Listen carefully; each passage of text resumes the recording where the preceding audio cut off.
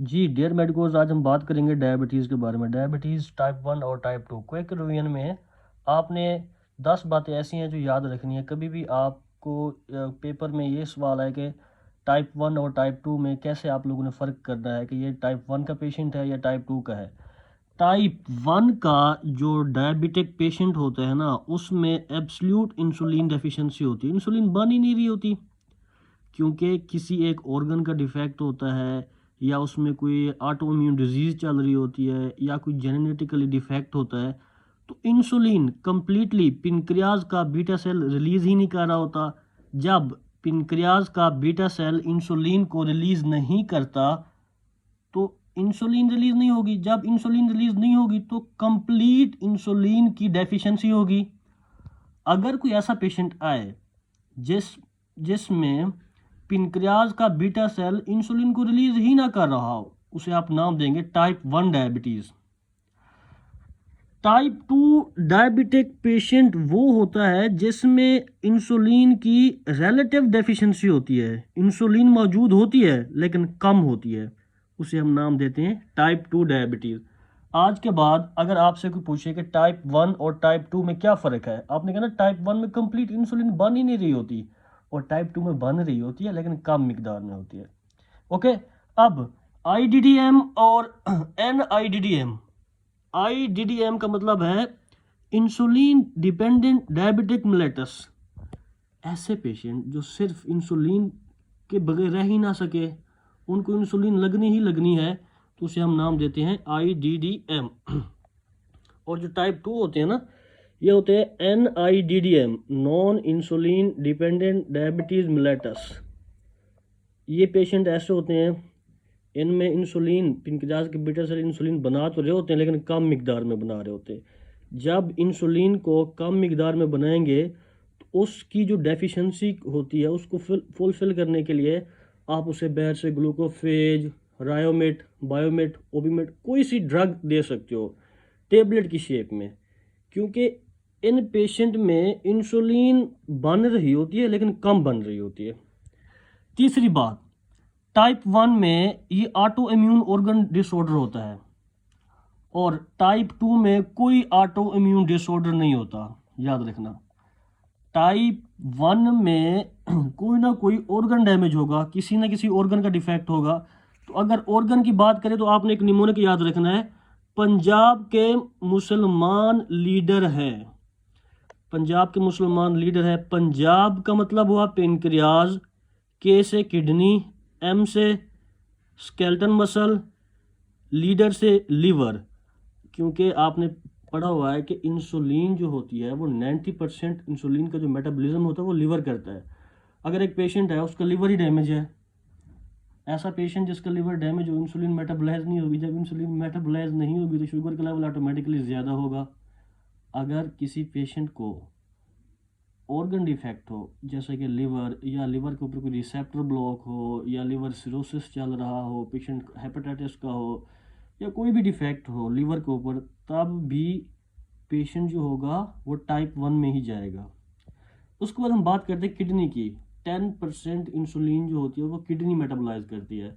अगर किसी पेशेंट को किडनी का डिफेक्ट हो, नेफ्रोटिक, निफ्रेटिक, मैक्रो मैक्रो कोई एल्बिनुमियूरिया चल रहा हो या प्रोटीन उसकी बॉडी से निकल रही हो, तब भी डिफेक्ट होगा। या SGL1, SGL2, SGL3, SGL4 का डिफेक्ट हो, तब भी पेशेंट में टाइप 1 ही होगा। आपको पता है कि पिनक्रियाज की बात करें, ये वो ग्लैंड है जिसके बीटा सेल इंसुलिन को रिलीज़ करते हैं।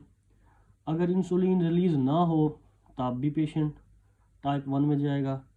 ठीक हो गया। और स्केलेटल मसल, ये 4 चीज़ें पंजाब के मुसलमान leader, pancreas, kidney, skeleton muscle और लिवर।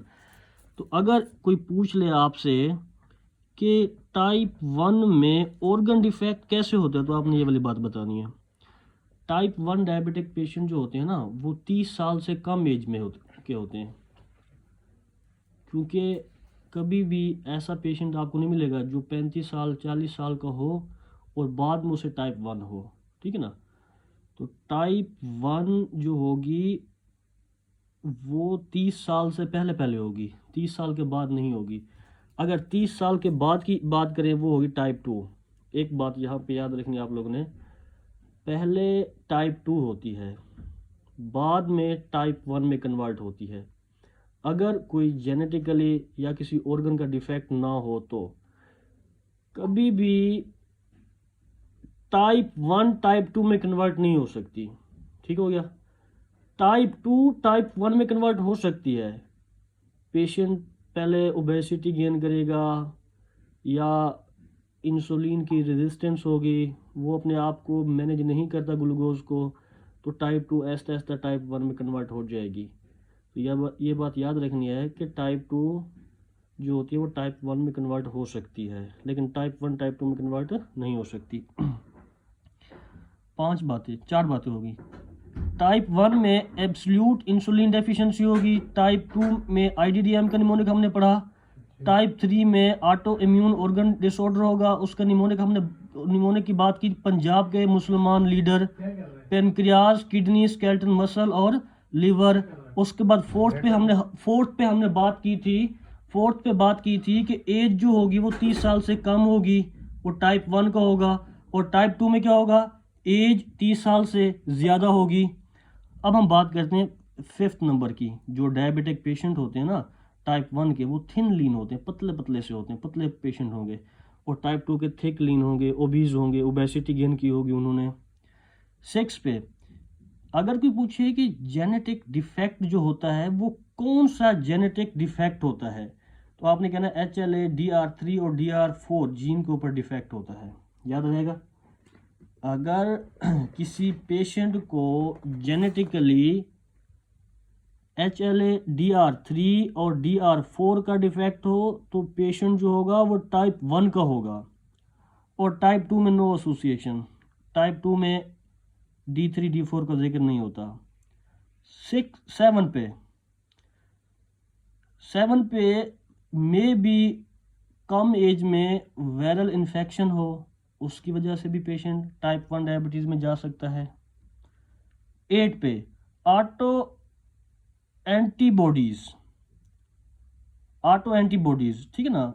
फॉर एग्जांपल अगर हम बात करें GAD एंटीबॉडीज़, अगर GAD एंटीबॉडीज़ पॉजिटिव हो तो पेशेंट जो होगा वो टाइप 1 का होगा।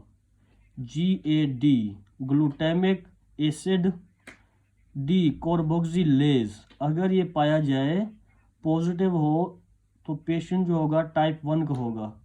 एग्ज़ाम में MCQs आएगा कि एक पेशेंट है वो आपके पास रिपोर्ट लेके आया GAD पॉजिटिव है, तो बताओ कि टाइप 1 का है टाइप 2 का है। या आपको पता ना चल रहा हो कि पेशेंट टाइप 1 का है टाइप 2 का है, तो आप उसका कौन सा टेस्ट करवाएंगे, GAD एंटीबॉडीज़। अगर ब्लड में ये पॉजिटिव पाई जाए तो पेशेंट जो होगा टाइप 1 का होगा। और टाइप 2 में इसकी कोई एसोसिएशन नहीं होती। अब हम बात करेंगे anti-ILC की जो एंटीबॉडीज़ होती हैं इसमें पॉजिटिव होती हैं। प्रीवियस लेक्चर में इसके ऊपर हम डिटेल से बात करेंगे। और टाइप 2 में इसका कोई एसोसिएशन नहीं होती। अगर हम बात करें टाइप 1 की ट्रीटमेंट की, तो याद रखना डियर मेडिकोस, टाइप 1 की जो ट्रीटमेंट होती है वो इंसुलिन ही लगाते हैं, क्योंकि कम्प्लीटली इंसुलिन की डेफिशिएंसी होती है तो हम पेशेंट को क्या लगाएंगे, इंसुलिन ही लगाएंगे। अगर आपसे कोई पूछ ले कि एक पेशेंट है वो इंसुलिन पे है तो वो कौन सा होगा, टाइप 1 का होगा। उसकी एज देखें वो 30 साल से कम है।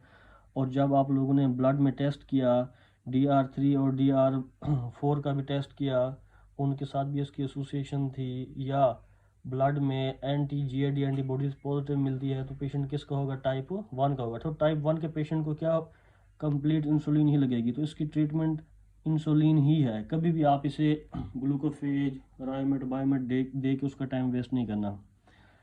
अब हम इन्हीं 10 बातों को क्विक रिवीजन करते हैं।